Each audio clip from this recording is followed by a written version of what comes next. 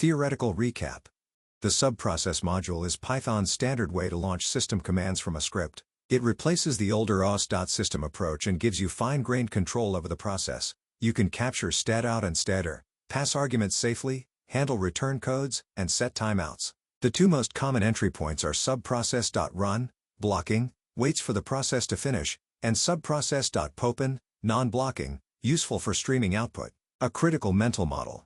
Always pass commands as a list of strings rather than a single string. This avoids shell injection vulnerabilities, which matter enormously in a security context. For example, subprocess.run ping, c, 4, 8.8.8.8, capture underscore output equals true, text equals true, is safe. Subprocess.run ping c48.8.8.8 shell equals true, is not recommended because it opens the door to injection if any part of the command comes from user input. The return object has .stdout, .stderr, and .return code attributes. Writing output to a file then combines what you learned in file handling, open, write, close, context manager, and exception handling, file not found error, permission error, subprocess.timeout expired, into one cohesive script. A common mistake is forgetting to decode bytes. Always use text equals true or decode manually. Another common mistake is not checking the return code, which means silently swallowing failures. Keep these points in mind as you build your script. Workshop brief. In this workshop you will build a self-contained Python script that performs a network reachability check using the ping command, captures its full output, and persists that output to a log file on disk. This is a foundational automation task in cybersecurity and DevSecOps workflows. Security engineers routinely script host availability checks, save results for later analysis, and parse those results to trigger alerts or feed into larger pipelines. By completing this workshop, you will demonstrate that you can chain together three major concepts covered so far: system command execution with subprocess, file I/O, and robust exception handling into a single working tool. Your script must meet the following functional requirements. First, it must accept a target hostname or IP address, either hard-coded as a variable at the top of the script or read from the command line using sys.rguf.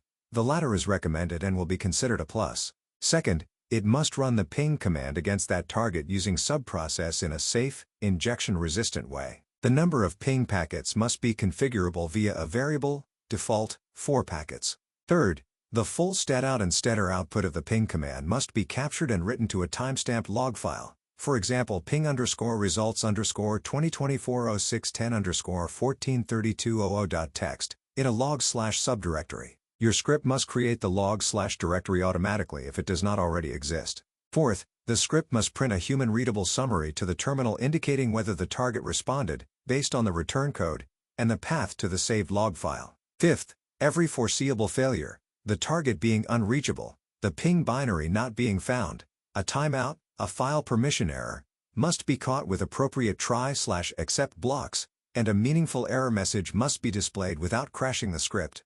To build this script, start by sketching the overall structure on paper or in comments before writing any code. Identify the logical sections, argument handling, directory creation, command construction, execution, output saving, summary display, error handling. Then implement each section incrementally, testing as you go. Use subprocess.run with capture_output equals true and text equals true. Use the datetime module to generate the timestamp for the file name.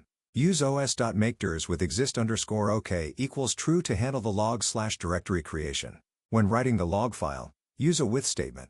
Make sure your exception handling distinguishes between a host being unreachable, a valid network result, not a crash, and a genuine script error, missing binary, bad permissions, timeout. Once your script works for a single target, try running it against several targets in sequence, for example by looping over a small list of IP addresses, and verify that a separate log file is created for each. This extension is optional but strongly recommended because it mirrors real-world usage. You should also add a short docstring to your main function, or to the script itself, explaining what it does, its parameters, and its expected output, applying what you learned in the documentation chapter. You have a maximum of 10 hours to complete and submit this workshop. This duration accounts for setup, implementation, testing, debugging, and writing clean, documented code. You are free to consult all previous course chapters, the official Python documentation, and any internet resources you find useful. You may work alone or ask for help, but the final script you submit must be your own work and must run without errors on a standard Python 3.8+ environment. Submit your .py file, and optionally a sample log file generated by your script, before the deadline expires. Late submissions will not be accepted.